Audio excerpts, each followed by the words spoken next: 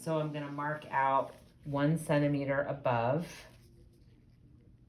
And as long as you stay outside of that 1 centimeter zone, you will never drop someone's eyelid. What do I mean by that? We'll go over that. We'll go over in a separate video the problems you can have, the complications you can have with Botox. One of them is a droopy eyelid, which you don't want. So staying a centimeter outside of the orbicularis muscle, you won't drop their eyebrow. And again, I'm not treating, go ahead and frown again.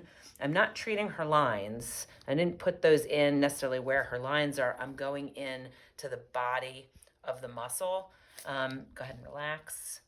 And I will do an injection point for the procerus, and then I will do an injection point for the corrugator muscle because she's recruiting that heavily for her frown complex. Again, just staying 1 centimeter outside that rim.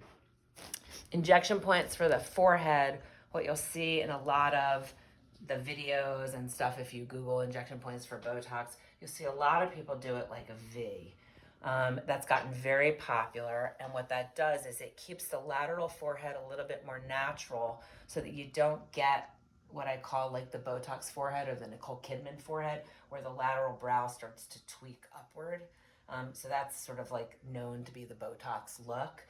And so a lot of people will keep this lighter and do it in a V. The problem is if your patient has a really wide forehead, you're gonna leave some funny creases. Go ahead and raise up again for me, Tress. See how her creases come way out? So if I inject her like a V and it doesn't diffuse all the way out, you can get some funny little creases that we call the commas, and women will come back. Now, it's always good to stay light, to have people come back at 2 weeks, and if they have little funny creases, you can always add a few extra units rather than making the forehead too heavy, especially in that 60 and up age group. So there's nothing wrong with doing it as V.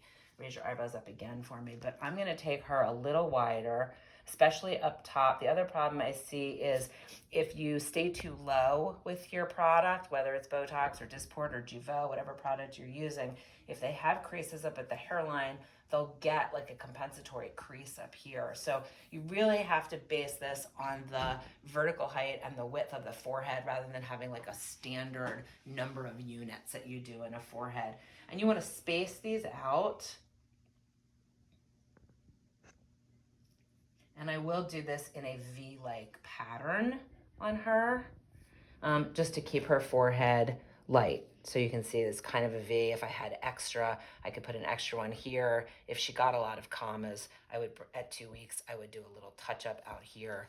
If she's asking for a brow lift, you're also going to be putting some product out here, which is going to help lift that brow up and give more show. And you can do that. A lot of people show that injection point down low at the lateral brow, but you can also do it by injecting these commas in balance with this, and then you knock out this and you bring that lateral brow up. Okay, her crow's feet, which we're gonna do, the only danger zone here is, again, I'm gonna measure the edge of the orbit, and even with the lateral canthus, I'm gonna come out 1 centimeter. So you just don't wanna put product inside that zone. And then there's a vein that sits right here on everybody. You can't see it on her because she's not super thin-skinned and she's a little bit more dark, but in really pale, thin-skinned older women, you'll see this vein. Don't hit the vein. If you hit the vein, they get a giant black eye, and it takes forever to go away in very fair-skinned people. So these injection points, you'll see when I do it, they are very high up. It's almost like putting in a TB test. It's an intradermal wheel, and then you let the product just diffuse in.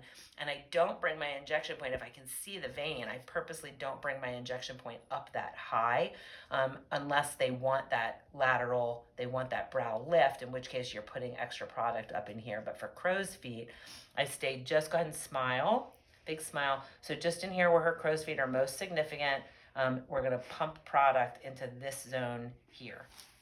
What you don't want to do with crow's feet product is you don't want to bring it inside this 1 centimeter zone. If you do, the lacrimal sac, which is where your tears are made, sits in your upper eyelid here. It's lateral, it's deep, it's in the muscle. You're not going to hit it with your Botox needle, but you can have product diffuse in if you're in too close, there have been case reports of people who end up with dry eye for 3 months, and it drives them crazy. So as long as you stay a finger width or 1 centimeter outside that orbital rim, you'll never hit the lacrimal sac. You won't dry out their eye. The other danger zone is you want to palpate the edge of the malar cheekbone, and you never want to bring product below that, because then you can actually affect muscles of the face and you can get some droop.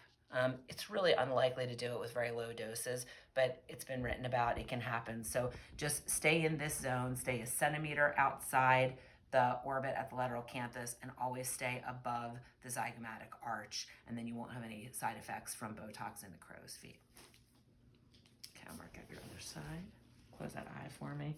And I mark people out just in a really relaxed position, so I don't have them frowning or smiling. I just mark out my distances. And then now I'll have her smile. Go ahead and smile now, but you can open your eye and smile normal. Good. And now this is where her crow's feet are most significant. And again, I'm not treating the lines, I'm treating the muscle. So I'm just going to put some dots in that zone.